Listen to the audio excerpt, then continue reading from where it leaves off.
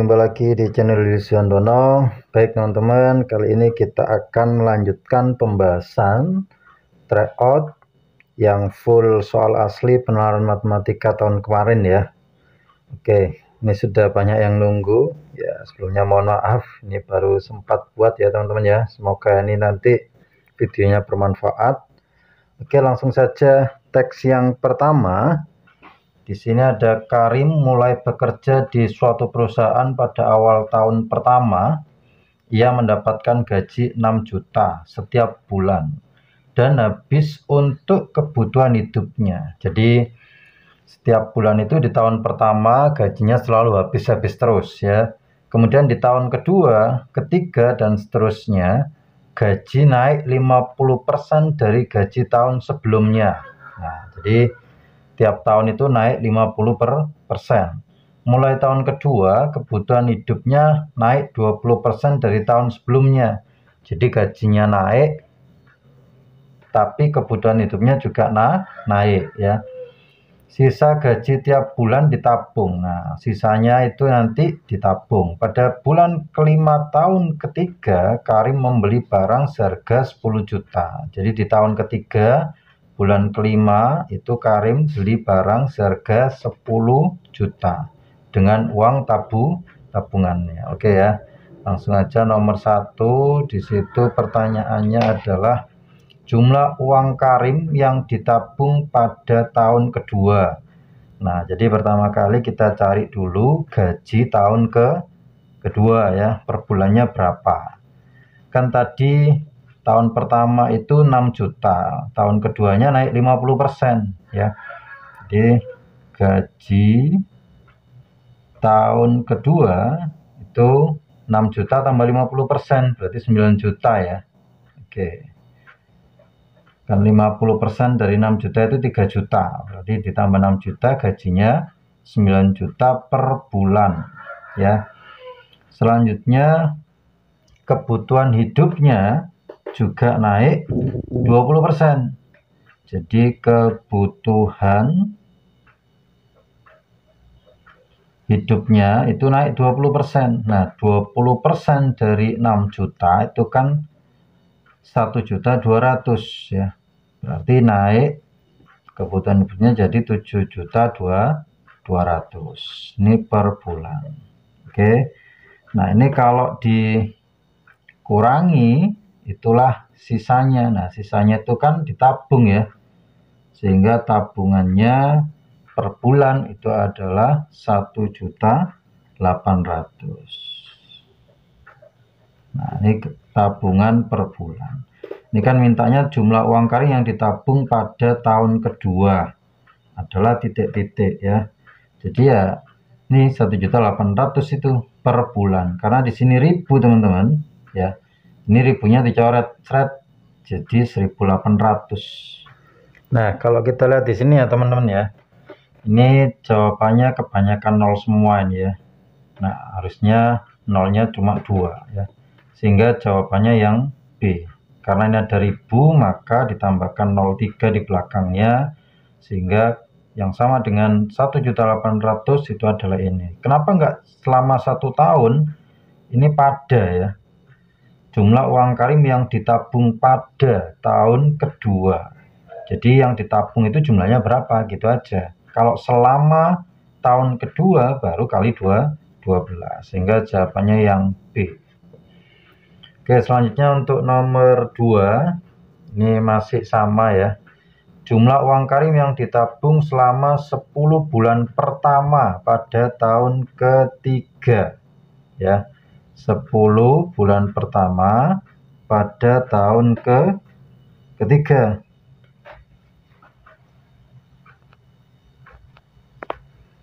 Oke ya.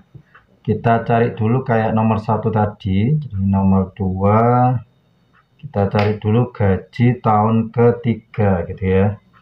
Gaji tahun ketiga itu adalah 9 juta ditambahkan 50%-nya lagi gitu ya. Kalau kalian hitung 9 juta 50%-nya kan 4.500.000 ya. 4.500.000 ditambah 9 juta itu adalah 13.500.000. Nah, ini gaji per bulan di tahun ketiga. Kemudian kebutuhan hidupnya jangan lupa juga nambah 20%-nya lagi ya. 20% dari ini itu adalah ini kali 2 ya. Kali 2 itu 144. Nah, ini kalau ditambah 144 itu adalah 8.640 ya per bulan. Nah, ini kalau dikurangi muncullah tabungan per bulan ya. Tabungan. Ini kalau dikurangi ketemunya adalah 4.860.000. Nah, ini per bulan. Karena mintanya selama 10 bulan, berarti ini kali 10 ya. Jadi total tabungan selama 10 bulan itu ini kali 10 berarti 48.600. Nah, gitu ya. Tapi jangan lupa teman-teman, di sini di teks pada bulan kelima tahun ketiga Karim membeli barang seharga 10 juta dengan uang tabungannya. Jadi ini dikurangi 10 juta dulu. Karena ini sudah melebihi bulan kelima ya. Ini kan 10 bulan. Ini kalau dikurangi jadinya 38600 juta. Nah, inilah total tabungan Karim selama 10 bulan di tahun ketiga gitu ya. Oke, jawabannya berarti yang A ya. Baik, selanjutnya untuk nomor 3, selisih jumlah gaji Karim selama, nah ini selama berarti 1 tahun ya, selama tahun kedua dan tahun ketiga adalah titik-titik. Nah, perhatikan selisihnya, kita tarik dulu per bulan ya, selisih per bulan. Nah, gaji di tahun ketiga tadi itu kan per bulannya 3.500.000 ya. Tinggal dikurangi gaji di tahun kedua tadi adalah 9 juta. Nah, ini kalau dikurangi 4.500.000 ya. Nah, ini per bulan. Mintanya adalah selama tahun kedua dan tahun ketiga, berarti selama 1 tahunnya itu ya selisihnya ya. Berarti total selisihnya tinggal dikalikan 12 gitu ya.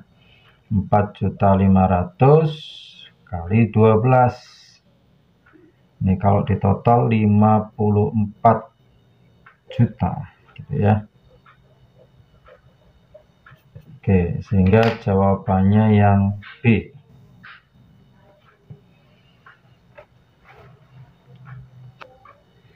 Selanjutnya untuk nomor 4, soal terakhir di teks 1, pertanyaannya adalah jumlah uang tabungan Karim sampai Oktober tahun ketiga. Nah, sampai itu berarti kan tahun pertama dapat tabungan nggak? Ada tabungannya nggak ada ya, karena habis gaji dengan pengeluarannya sama besar. Kemudian tahun kedua itu ada tabungannya ya. Jadi kalau kalian lihat lagi tabungan di tahun kedua itu kan 1.800.000 ya. Jadi sudah dicari ya 1.800.000. Nah, ini tinggal nanti dikali 12 bulan ya. Ketemunya adalah 21.600.000 teman-teman ya. Kemudian tabungan di tahun ketiga. Tabungan di tahun ketiga itu kan tadi kita sudah hitung 4.860.000 ya.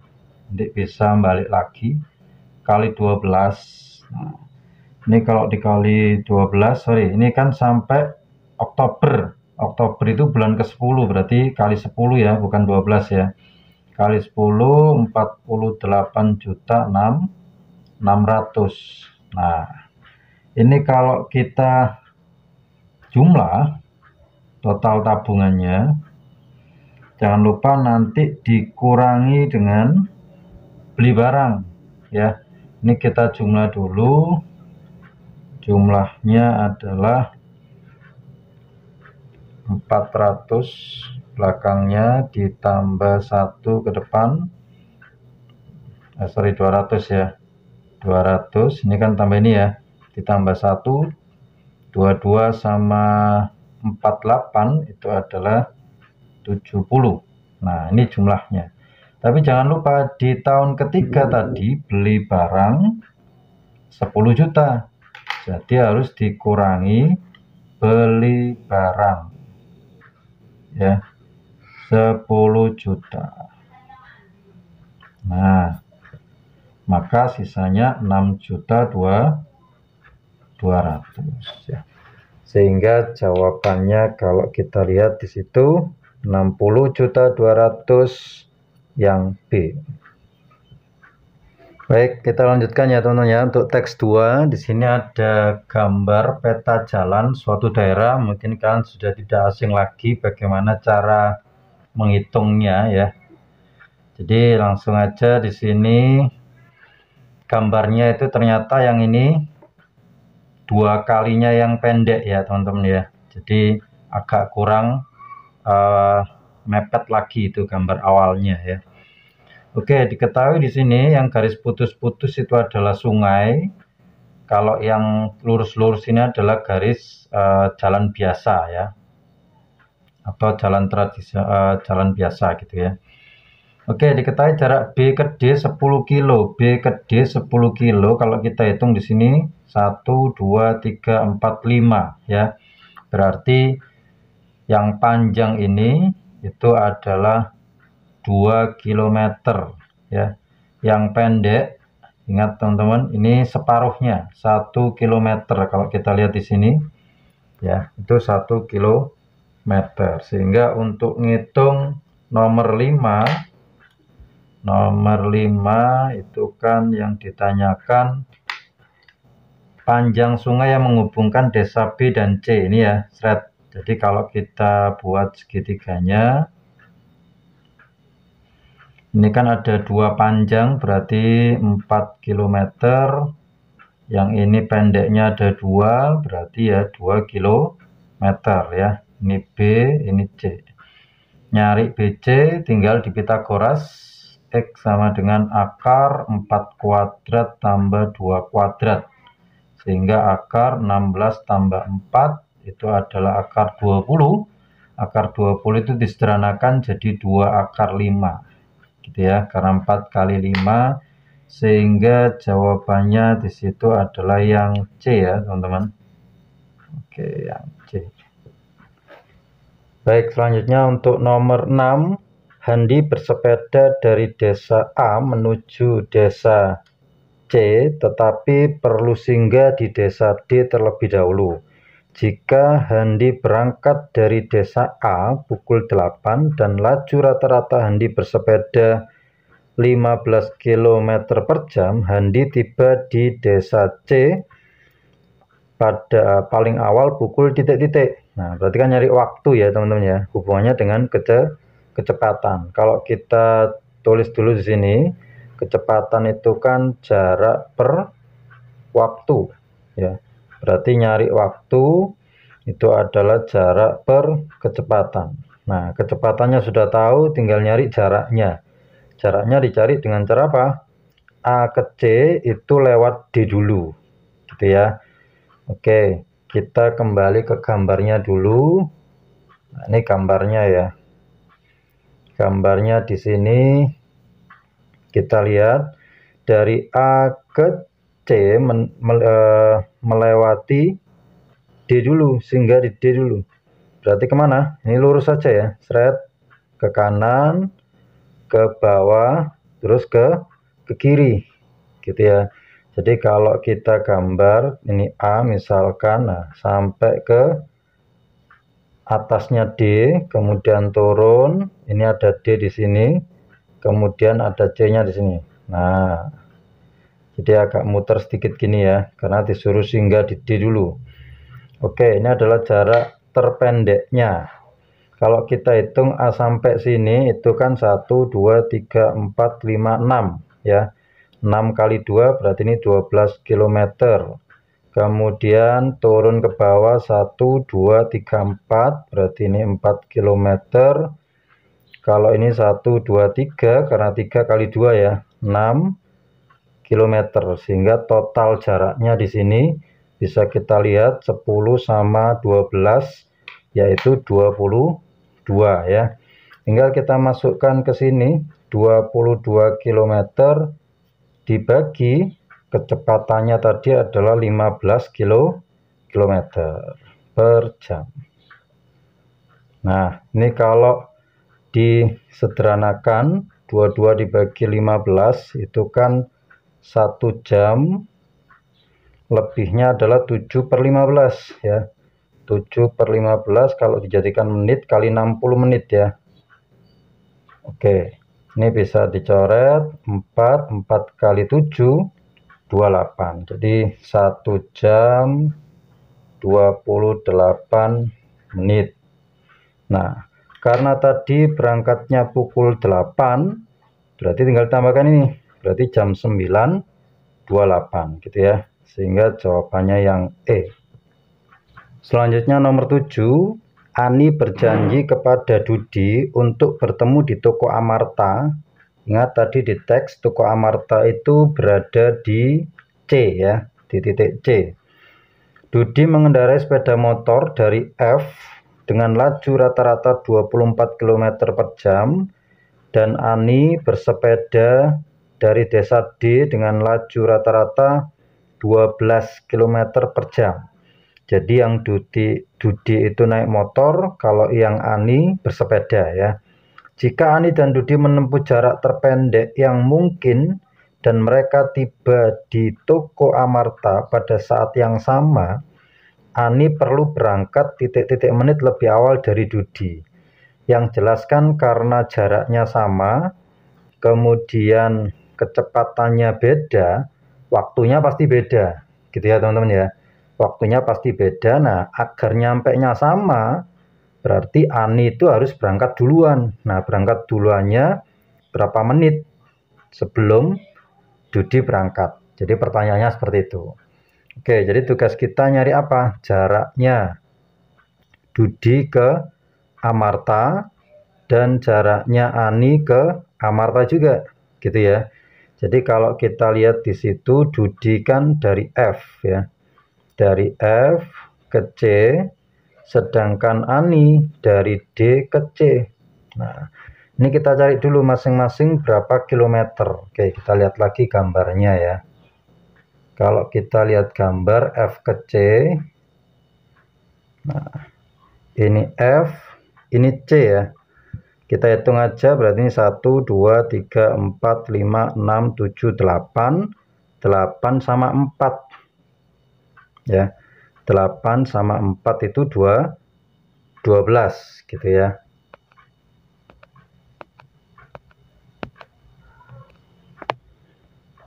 Oke, langsung kita tulis saja ya. F ke C-nya itu adalah 12 km.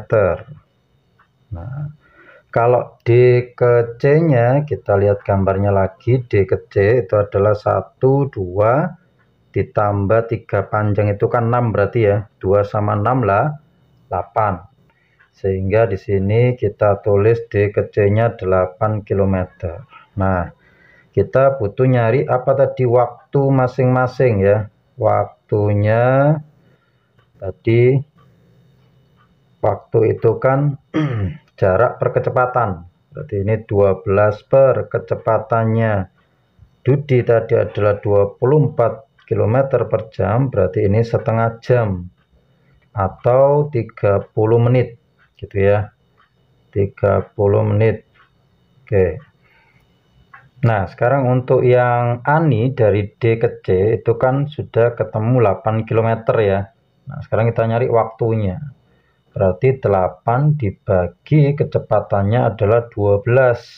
Nah, 8 per 12 sama-sama dibagi 4 itu adalah 2/3 jam. Nah, 2/3 jam ini kalau dijadikan menit kali 60 berarti dia 40 menit ya teman-teman ya. Oke, karena sudah tahu itu, maka biar nanti nyampe-nya sama-sama 30 menit, berarti kesimpulannya Ani harus berangkat lebih awal berapa? Ya 40 kurangi 30, 10 menit lebih awal berangkatnya biar nyampe-nya sama-sama di 30 menit lagi kemudian, sehingga ini jawabannya adalah 10 menit gitu ya. Selanjutnya untuk nomor 8, perajin ukiran di desa A mendapat pesanan kursi dan lemari kayu jati seberat 300 kilo. Nah, jadi ini masing-masing ya teman-teman ya, pesanan kursi dan lemari kayu jati seberat 300 kilo. Berarti itu kalau ditulis kursinya 300 kilo, kemudian lemarinya juga 300 kilo. Nah, kemudian biaya angkut barang per 100 kilo melalui sungai dari B ke C itu adalah 100.000, sedangkan melalui jalan darat 30.000 per kilometer. Biaya total minimal untuk mengangkut pesanan dari desa A ke Toko Amarta. Ingat ya, A ke Toko Amarta itu kan berarti A ke C ya. Nah, tadi karena harus melalui sungai, sungainya itu kan ada di B ya. Berarti nanti nyari dulu A ke B sama B ke C. Nah, ini ya. A ke B kalau kita lihat gambarnya lagi, berapa kilometer teman-teman? Nah, ini ya. Ini adalah A ke B. Ke samping 1 berarti 2, sama 2 lagi berarti 4 ya. 4 km. Jadi kalau kita lihat di sini 4 km. Nah, 4 km tinggal dikalikan langsung biayanya. Tadi kalau lewat jalan darat itu 30.000. 30.000 berarti di sini totalnya adalah 120.000. Nah, sedangkan B ke C itu lewat sungai ya.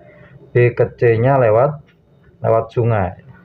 Kita tahu B ke C-nya itu tadi langsung bayarnya kalau lewat sungai itu kan 100.000 per 100 kilo. Nah, di sini totalnya itu kan 600 kilo ya, teman-teman ya. Berarti ya 6 kali 100.000. Berapa? 600.000 gitu ya. Sehingga biaya totalnya kalau kita tambah di sini adalah 720.000. Kalau kita lihat di situ jawabannya adalah yang B gitu ya. Baik, kita lanjutkan untuk teks 3 ya teman-teman ya. Sampah rumah tangga dalam satuan ton dapat dilihat pada diagram lingkaran yang terkumpul di sebuah kota tercatat selama 3 tahun ya. Klasifikasi sampah berdasarkan jenisnya dapat dilihat dalam diagram alur sebagai berikut. Jadi di sini ada diagram lingkaran, ada diagram alur ya, atau biasa kita sebut flowchart gitu ya teman-teman ya. Nah, di sini 2021-nya 6.000 ton, 2022-nya 4.000 ton, 2023-nya 5.000 ton. Nah, pada tahun 2021 dan 2022 komposisi sampah terdiri dari 60% sampah organik dan 40% sampah anorganik gitu ya. Jadi kalau kita list di sini tahun 2021 dan 2022 itu sampah organiknya itu adalah 60%. Kemudian sampah anorganik itu 40% ya. Sedangkan tahun 2023 40% sampah organik ya. Oh, jadi dibalik. Jadi yang organiknya 40%, otomatis anorganiknya itu adalah 60%, ya. Dan 10% sampah berbahaya. Nah, ingat ya, 10% sampah berbahaya itu milik di semua tahun. Jadi di semua tahun itu sampah itu kan pasti ada yang berbahaya. Jadi nilainya ini masing-masing harus dikurangi 10% dulu, baru nanti nyari organiknya kali 60%, kali 40% untuk tahun 2021 dan 2022. Kalau di tahun 2023, berarti ya nilainya total 2023 ini kali 10% dulu, itu yang sampah berbahaya, sisanya baru nyari organiknya berapa, anorganiknya berapa. Jadi pengertiannya seperti itu ya teman-teman ya. Kok bisa seperti itu? Nah, kalian bisa lihat flowchart-nya. Flowchart ini kan mulai sampah berbahaya atau tidak. Ya, pasti nanti ada yang berbahaya. Kalau berbahaya, berbahayanya berapa tadi? Pasti 10%. 10%-nya langsung dimusnahkan. Nah, sisanya tinggal kita lihat di tahun berapa. Ya, kalau tahun 2021 organiknya 60%, dari sisa setelah dikurangi sampah berbahaya tadi, kalau anorganiknya yang 40% setelah dikurangi sampah yang berbahaya. 2023 pun juga gitu. Jadi seperti itu ya teman-teman ya cara ngitungnya ya. Jadi kalau kalian anggap yang 10% sampah berbahaya itu miliknya tahun 2023, berarti salah ya. Jadi ini nggak ada jawabannya semua. Jadi memang soal flowchart tahun kemarin itu rata-rata memang diinfokannya tidak seberapa lengkap, tapi kita disuruh bernalar ya teman-teman ya. Ada banyak soal flowchart yang memang tidak lengkap, tapi kita suruh menalarnya dulu yang sesuai dengan teks dan jawaban. Jadi kita lanjutkan, sampah yang didaur ulang hanya 20% dari keseluruhan sampah setiap tahunnya. Nah ini ya, jadi yang didaur ulang 20%. Kita tulis saja di sini daur ulang itu 20%-nya dari setiap tahun. Oke, kita langsung masuk ke soal nomor 9. Ini ya, jumlah sampah rumah tangga anorganik tahun 2023 adalah 2.400 ton. Bener apa salah? Oke, kita tulis dulu nomor 9, pernyataan 1 ya. Jumlah sampah anorganik. Kita cari dulu tahun 2023 itu sampah setelah dikurangi yang berbahaya ya.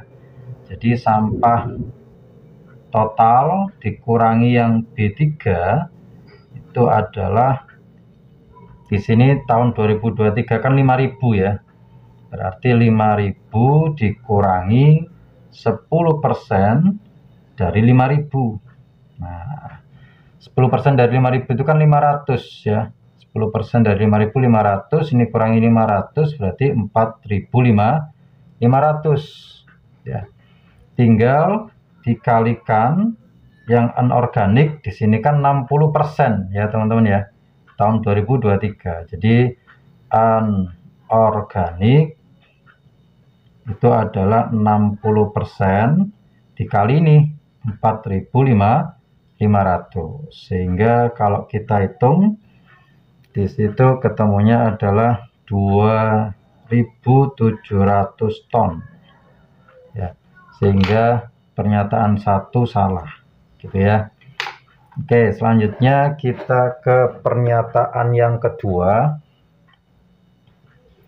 Jumlah total sampah rumah tangga berbahaya selama 3 tahun. Nah, ini kan ada pertanyaan selama 3 tahun. Berarti tiap-tiap tahunnya ada yang berbahaya 10% masing-masing. Ya. Jadi kalau kita cari langsung yang B3 dalam 3 tahun itu adalah 10% dari kita total aja. Kalau kita total tadi kan tahun 2021 itu 6.000, 2022 itu 4.000, 2023-nya 5.000. Nah, ini kalau kita total 10% dari 15.000. 10% kali 15.000. Nah, totalnya adalah 1.500 ton. Nah, jadi pernyataan 2 benar. Gitu ya, teman-teman ya. Kemudian pernyataan yang ketiga, jumlah sampah yang dimusnahkan pada tahun 2021 dan 2022. Ya udah, berarti yang dimusnahkan itu kan yang berbahaya ya. B3-nya itu yang dicari. Berarti 10% kali tahun 2001 dan 2022 aja. 2021-nya 6.000, 2022-nya 4.000. Sehingga 10% dari 10.000 itu adalah 1.000 ton. 10% dari 10.000 itu adalah 1.000 ton ya, benar ya. Oke, sehingga pernyataan ketiga itu benar juga gitu ya. Baik, selanjutnya untuk nomor 10, rata-rata sampah anorganik rumah tangga per tahun dalam 3 tahun ya. Sehingga kita nyari dulu nih rata-rata masing-masing jumlah masing-masing sampah anorganik dari tahun ke tahun ya. Kalau kita buat lagi diagram lingkarannya, setelah dikurangi dengan sampah yang berbahaya 10% masing-masing, tadi kan 6.000 ya, dikurangi 10% itu adalah 5400. Kalau ini 3600, kalau ini 4500. Jadi masing-masing dikurangi 10% dulu sampah yang berbahaya. Nah, baru kita cari yang anorganik ya. Ini tadi tahun 2021, 2022, ini 2023 ya. Oke, kita cari satu persatu. Untuk yang, atau bisa langsung gini ya, rata-rata karena yang anorganik di tahun 2001 dan 2022 itu adalah 40%, ya langsung aja 40% kali jumlahnya ini ya. Kalau kita tulis 5400 ditambah 3600. Nah, tinggal ditambah dengan anorganik di 2023 itu adalah 60%. 60% dari 4.500. Nah, ini hasilnya nanti tinggal dibagi di 3 karena 3 tahun ya. Sehingga rata-ratanya kalau kita hitung 40% dikali dengan 9.000 itu adalah 3.600 ya. Ditambah 60% kali 4.500 itu adalah 2.700. Tinggal dibagi 3. Nah, ini kalau dihitung ketemunya adalah 2.100 ya. Sehingga jawabannya yang B.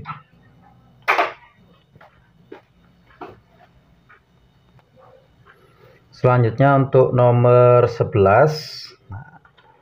Jika 80% sampah yang didaur ulang berasal dari sampah anorganik, banyak sampah harian anorganik rumah tangga yang didaur ulang pada tahun 2021 adalah titik-titik ton. Nah, tadi kita cari dulu yang anorganik di tahun 2021 itu berapa persen, teman-teman? 40%. Jadi totalnya langsung gini, 40% dari anorganik ya. Tapi setelah dikurangi yang berbahaya. Ini saya pelan-pelan ya. Nah, setelah dikurangi yang berbahaya tadi kan di tahun 2021 kan ini ya. Jadi 40% anorganiknya kali, nah ini 5.400. Tapi cuma didaur ulangnya 80%, berarti ini kali 80%-nya lagi. Gitu ya. Jadi 80% dari 40% yang anorganik gitu ya. Banyak sampah harian anorganik, berarti kan ini ya. Ini tinggal dihitung ketemunya 1728 ton. Nanti silakan dikoreksi ngitungnya ya, 1728 ton. Oke, selanjutnya nomor 12, soal terakhir di teks ini. Jika 80% sampah yang didaur ulang berasal dari sampah anorganik, jumlah sampah organik yang dikirim ke TPA pada tahun 2023. Nah, organik di tahun 2023. Organik di tahun 2023 itu kan 40% ya. 40% kali di tahun 2023 itu kan 4.500 setelah dikurangi sampah yang berbahaya. Nah, terus 80% sampah yang didaur ulang berasal dari sampah anorganik.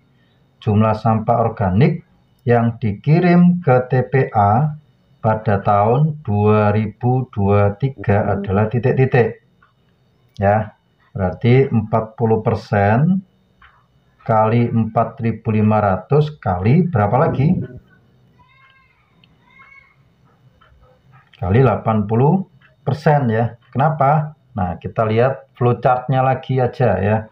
80% sampah yang didaur ulang berasal dari sampah anorganik. Berarti kan yang organiknya yang didaur ulang itu adalah 20%-nya. Tapi di sini yang diminta yang dikirim ke TPA. Kita lihat ya. Biar tidak salah paham. Oke, tahun 2023 jumlah sampah organik yang dikirim. Organik kan ini berarti ya. Terus ke kanan. Nah, ini jadi pupuk. Yang ini dikirim ke TPA. Jadi yang dikirim ke TPA itu berapa sampah organiknya? Ya. Jadi kalau 80% sampah yang didaur ulang berasal dari sampah anorganik, berarti kan 20% yang didaur ulang berasal dari organik, gitu kan ya. Oke, jadi gini teman-teman, biar nggak bingung ya. Kan di nomor 12 itu 80% sampah yang didaur ulang berasal dari sampah anorganik. Ini anorganik ya. Jadi 80%-nya di sini ngambil dari anorganik daur ulang, iya. Berarti kan gitu. Berarti yang di sini nanti 20% dari organik. Tapi pertanyaannya adalah yang masuk ke TPA tapi organik. Berarti ngitungnya gimana? Kalau ini 20% yang masuk ke TPA untuk organiknya, berarti ini 80%-nya dari yang organik ya. Nah, yang organik tadi kan sudah kita cari 40%-nya ya. Ngitung organik di tahun 2023 itu adalah 40%. Jadi 40% dikali lagi 80% yang masuk TPA. Paham ya teman-teman ya? Jadi awalnya kan 80% yang organik itu 80% yang didaur ulang itu berasal dari anorganik. Berarti sisanya 20% yang didaur ulang itu berasal dari organik. Nah, mintanya masuk TPA, berarti TPA-nya itu kan nggak didaur ulang. Berarti berapa persen? Kalau ini 20%, berarti ini 80%. Jadi tinggal kita kalikan aja ya. 80% lagi ya. 80%-nya ini berasal dari tadi ya, yang masuk ke TPA. Oke, ini kalau kita hitung teman-teman ya, ini 1/, atau 4/10 kali 8/10 kali 4500. Ini bisa dicoret. Nah, ini 32 kali 45. Kalau kalian hitung itu 1440 ton. Nah, oke, itu pembahasan untuk teks yang ketiga. Jawabannya yang C ya, untuk nomor 12 ya. Baik, kita lanjutkan untuk teks 4 ya teman-teman ya. Di sini diketahui Tony berada di atas dermaga. Jadi Tony ada di sini. Ini Tony lagi narik tali perahu ini, ditarik dari atas. Kemudian L sama dengan AB. Ini L itu sepanjang AB ini talinya adalah panjang tali yang terulur dari perahu, dan X sama dengan BC gitu ya. X-nya itu BC. Jadi ini sampai sini. Jadi ini titik C-nya, ini titik B-nya, ya. Itu sepanjang X.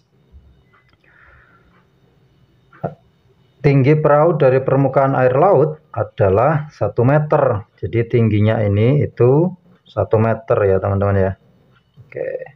Kemudian misalkan T adalah tinggi dermaga dari permukaan air laut, jadi T-nya sama dengan AC. Ini T itu A sampai C ya. Paling ujung sampai sini. Oke. Sekarang pertanyaan nomor 13. Di situ Tony berada pada dermaga menarik perahu. Panjang tali antara Tony dan perahu adalah 17 meter. Dan perahunya berada 15 meter dari dermaga ya. Jadi kalau kita tulis nomor 13, itu ilustrasinya gini. Nah, awalnya kan ini ya. Ini diketahui 17 meter. Ini 15 meter. Ini pasti siku-siku ya. Oke. Sementara itu, Udin berada pada dermaga yang 3 meter lebih rendah. Ya, 3 meter lebih rendah. Juga sedang menarik perahu miliknya. Jika panjang tali yang terulur antara Udin dan perahunya 13, jarak perahu Udin dari dermaga adalah titik-titik. Nah, jadi ini kalau kita buat lagi si Udin, ya, nah kan gini ya. Jadi talinya ditarik berapa? Jadinya 13. Nah, ini kan, jika panjang tali yang terulur antara Udin dan perahu 13, berarti ini 13. Kemudian Udin berada pada dermaga 3 meter lebih rendah dari ini tadi. Ya, 3 meter lebih rendah daripada ini tadi. Kemudian jarak perahu Udin dari dermaga. Nyari ininya, teman-teman. Ya, nyari ininya. Tadi kan dan perahunya berada 15 meter dari dermaga. Kalau kita lihat 17-15, ini kan triple ya, triple Pitagoras. Ini pasti 8 ya, teman-teman ya. 17-15 itu 8. Sedangkan tadi ini turun 3 meter. Berarti ini 5 punyanya Udin tingginya. Nah, pertanyaannya kan ini X. Kalau ada 13-5, gandengannya pasti 12 gitu ya teman-teman ya. Jadi kalian kalau hafal triple Pitagoras langsung nih miring 13, sisi pendek 5, yang panjangnya pasti 12. Kalau nggak pakai gitu ya pakai Pitagoras. 13 kuadrat dikurangi 5 kuadrat kemudian diakar, pasti nanti ketemunya 12 yang A. Selanjutnya untuk nomor 14, semula panjang tali yang terulur adalah 20 meter. Ketika Tony menarik tali sepanjang 2 meter, perahu mendekati dermaga sejauh 4 meter. Perahu mendekati dermaga sejauh 4 meter, jarak perahu dari dermaga semula adalah titik-titik. Nah, awalnya itu kan 20 meter ya. Kalau kita gambar awalnya gini. Oke, ilustrasinya awalnya 20 meter. Kemudian kita nggak tahu nih berapa jarak antara perahu ke dermaga, kita misalkan X. Nah, ini tingginya ya. Tingginya juga nggak tahu. Kemudian setelah ditarik 2 meter, tingginya kan masih tetap T. Ya, tingginya masih tetap T. Kemudian ini jadi 18. Perahu mendekati dermaga sejauh 4 meter. Berarti X-nya dikurangi 4. Nah, kayak gini. Ya, jarak perahu dari dermaga semula berarti nyari X-nya. Gimana cara nyari X-nya? Nah, ini kan karena T-nya sama, ini berlaku Pitagoras, ini juga berlaku Pitagoras. Berarti nyari T dari sini itu kan akar 20 kuadrat dikurangi X kuadrat. Kalau nyari T dari sini itu akar 18 kuadrat dikurangi X min 4 kuadrat. Gitu ya teman-teman ya. Karena nilainya ini sama-sama T. Nah, ini akarnya bisa dihilangkan. Ini kalau kita hitung 20 kuadrat itu adalah 400 dikurangi X kuadrat sama dengan 18 kuadrat itu 324 dikurangi ini kalau dijabarin X kuadrat min 8X plus 16 ya. Sehingga sama-sama punya X kuadrat min, ini habis. Nah, ini pindah ke ruas kiri, 400 dikurangi 324 itu adalah 76 ya. 76 sama dengan ini min jadi 8x, min jadi min 16. Ini pindah ke kiri lagi, 76 ditambah 16 itu adalah 92 sama dengan 8x. Sehingga x-nya adalah 92 dibagi 8 itu adalah 11,5 meter. Oke, sehingga jawabannya yang A ya. Oke. Selanjutnya untuk nomor 15. Semula panjang tali yang terulur adalah 20 meter ketika Tony menarik tali sepanjang 2 meter, perahu mendekati dermaga sejauh 4 meter. Tinggi dermaga adalah titik-titik. Nah, kita ilustrasikan lagi di gambar ya. Jadi awalnya 20 meter, kemudian ditarik 2 meter, mendekati 4 meter. Berarti ini ya. Ini jadinya kan 20 ditarik sepanjang 2 meter. Kemudian mendekati sejauh 4 meter. Nah, tinggi dermaganya berapa? Gitu ya teman-teman ya. Nah, nomor 15 ini kan sebenarnya mirip dengan nomor 14 ya yang diketahui ya. Jadi kita butuh nyari ini, sudah kita cari di nomor 14 yaitu tadi 92/8 ya. 92/8 ini kalau kita sederhanakan itu sama-sama dibagi 4, ketemunya adalah 23/2. Nah, nyari T-nya ini. Berarti tinggal di Pitagoras ya. T itu adalah akar dari 20 kuadrat, itu 400 dikurangi 23/2 kuadrat, itu adalah 529/4.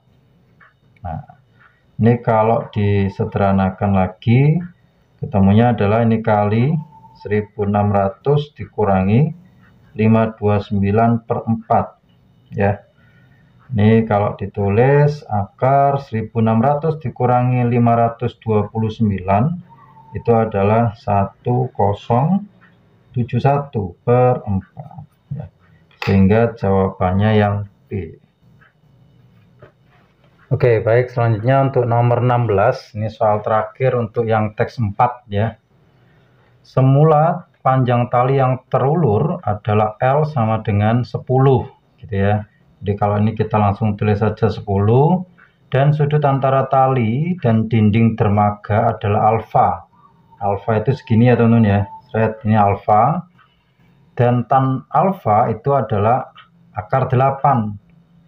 Jika Tony menarik tali hingga sudut antara tali dan dermaga menjadi beta, betanya itu yang segini, ini beta ya. Betanya adalah 60 derajat, perahu Tony maju mendekati dermaga sejauh. Nah, jadi pertanyaannya nih, delta X-nya ini berapa gitu ya. Oke. Ini kita pakai trigonometri yang jelas ya, teman-teman ya. Jadi, yang pertama kita jabarin dulu tan alfa ya. Tan alfa itu kan diketahui kalau kita lihat alfanya ini, tan itu adalah depan per samping ya. Depannya BC, sampingnya adalah T ya, atau AC. Oke, kita tulis saja BC per AC. Nah, ini diketahui tan alfanya akar 8. Nah, gitu ya. Kita biarin dulu. Kemudian diketahui lagi betanya 60 derajat. Ya. Kalau kita cari tan beta, itu kan berarti betanya cuma segini. Nah ini kalau kita kasih bantuan A, B, C, misalkan ini adalah F gitu ya, berarti kan CF per AC. Nah diketahui tan 60. Tan 60 berapa teman-teman? Akar 3. Nah ini kalian harus hafal ya, akar 3. Oke, kita biarin dulu di situ. Nah terus nyari mana dulu? Nyari BC. Kalau kita keluarin tuh dua segitiganya ini, saya keluarkan ya biar lebih paham lagi. Oke, ini alfa, berarti ini adalah A, B, C ya. Ini 10, ini adalah BC nya. Kemudian kalau saya keluarkan yang beta, berarti ini beta, ini A, F, C. Ini kan sama-sama T ya, panjangnya ya, atau tingginya ya. Nah di sini diketahui berapa? Belum tahu ya. Atau kalau misalkan ini saya jabarin yang sebelah sini, nah ini ya, menggunakan segitiga siku-siku dulu, karena yang diketahui tadi adalah tan alfanya itu akar 8, berarti kan bisa kita tulis akar 8 per 1 tan ya, depan per samping. Akar 8 toh itu kan boleh ditulis akar 8 per 1 ya, ini pakai perbandingan ya, sehingga kalau ini akar 8 ini 1, nyari sisi miringnya perbandingannya adalah akar ini kuadrat ditambah ini kuadrat, berarti akar 9 itu di 3. Jadi kita bisa nyari BC nya ini teman-teman dengan perbandingan ini dan ini ya. Nyari BC berarti kan BC per 10 itu harus nilainya sama dengan akar 8 per 3. Nah sehingga BC nya sudah ketemu 10 akar 8 per 3 ya. Kita biarin aja 10 akar 8 per 3 nya itu BC. Nah sekarang kan tugas kita nyari ini ya, CF nya ini kan berapa dulu ya. CF kalau kita cari dengan menggunakan sin itu kan berarti ini miringnya. Oke, atau juga bisa pakai ini ya teman-teman ya, perbandingan yang di sini. Nah ini kan sama-sama ada AC ya, jadi kalau kita bandingkan AC di sini itu kan BC per akar 8 ya, kalau tuker silang. Yang di sini AC-nya itu adalah CF per akar 3. Nah BC-nya sudah kita cari berapa tadi? 10 akar 8 per 3 dibagi akar 8 ya, sama dengan CF per akar 3. Nah ini kan bisa dicoret ya, akar 8 sama akar 8 nya habis ya, sehingga jadilah CF itu sama dengan kali silang nih 10 akar 3 per 3. Nah tujuannya tadi adalah nyari FB. FB itu kan dicari dengan cara BC kurangi CF ya. BC nya adalah 10 akar 8 per 3, CF nya 10 akar 3 per 3 ya. Kalau kita keluarkan 10 per 3 nya berarti yang di sini akar 8 kurangi akar 3, sehingga jawabannya yang C gitu ya. Nggak kelihatan ya. Oke, jadi gini tadi ya, FB itu BC kurangi CF, BC nya sudah ketemu, CF nya juga sudah ketemu, tinggal dikurangi 10 per 3 nya keluar, kurung akar 8 min akar 3 yang C. Oke, selanjutnya untuk teks yang terakhir, yang teks 5 ini ya teman-teman ya. Nilai tukar dolar Amerika USD ke dolar Hong Kong atau HKD adalah 1 USD sama dengan 8 HKD dengan biaya sebesar 2 US dollar untuk setiap transaksi penukaran. Jadi di sini kalau mau tuker 1 USD itu dapat 8 HKD, tapi harus dikurangi 2 USD dulu, tukar berapapun ya. Kemudian kalau tukar 1 HKD itu dijadikan rupiah, dia dikalikan dengan 1900, tapi sebelumnya dikurangi 4 HKD dulu yang mau ditukarkan, gitu ya. Kemudian seorang pengusaha di situ memiliki 1000 USD. Oke ya. Kita langsung nomor 17. Di situ pertanyaannya adalah jika X USD ditukar ke HKD oleh pengusaha tersebut, uang HKD hasil penukaran adalah titik-titik. Nah, X USD dijadikan HKD, X-nya tadi harus dikurangi 2 dulu, baru dikali 8 HKD, sehingga jadilah 8X min 16, sehingga jawabannya yang A, gitu ya. Kemudian selanjutnya untuk nomor 18, ya, saya tulis di sini. Selama perjalanan bisnis di Hong Kong, ternyata semua pengeluaran ditanggung rekan bisnis sehingga uang dolar yang telah ditukarkannya tetap utuh. Jika YHKD yang dimiliki pengusaha tersebut ditukar ke IDR, uang IDR hasil penukaran adalah ada YHKD ditukar ke IDR. Jadi tadi harus dikurangi 4 dulu ya. Y kurangi 4 baru kali 1900 IDR. Berarti 1900 Y min 4 kali 19 itu adalah 76 ya. Sehingga jawabannya yang E. Selanjutnya untuk nomor 19 sama 20 sekalian ya. 19 di situ yang ditanyakan adalah jika X USD ditukar ke HKD kemudian ditukarkan ke IDR, uang rupiah yang dimiliki pengusaha adalah titik-titik. Oke, berawal dari X USD mau ditukar ke HKD dulu, berarti kan dikurangi 2 kali 8 ya, jadi HKD. Jadinya ini 8X min 16 HKD. Nah, kemudian mau ditukar ke rupiah, berarti 8X min 16 itu harus dikurangi 4 dulu, baru kali 1900 IDR atau rupiah. Nah, ini tinggal dihitung, 19 kali 8 itu adalah 15.200 ya. 15.200X. Nah, ini kan 20 ya, min 20 kali ini yang pasti 38. Nah, IDR, sehingga jawabannya yang E. Yang terakhir nomor 20. Semua USD yang dimiliki pengusaha ditukar ke HKD dan selama di Hong Kong ia menghabiskan 1000 HKD. Jika ia menukarkan sisa uang HKD ke rupiah di Hong Kong, uang yang dimiliki ketika berkunjung ke Indonesia ada sebanyak berapa sisanya, gitu ya.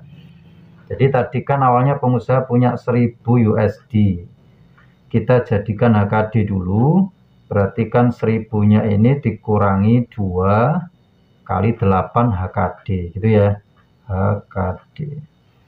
Nah, ini kalau dihitung, berarti kan 8.000 dikurangi 16, jadinya 7.984 ya, HKD.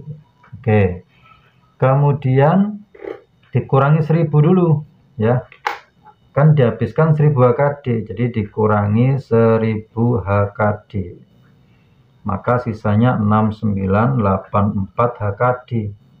Nah, ini yang baru mau ditukar ke rupiah ya.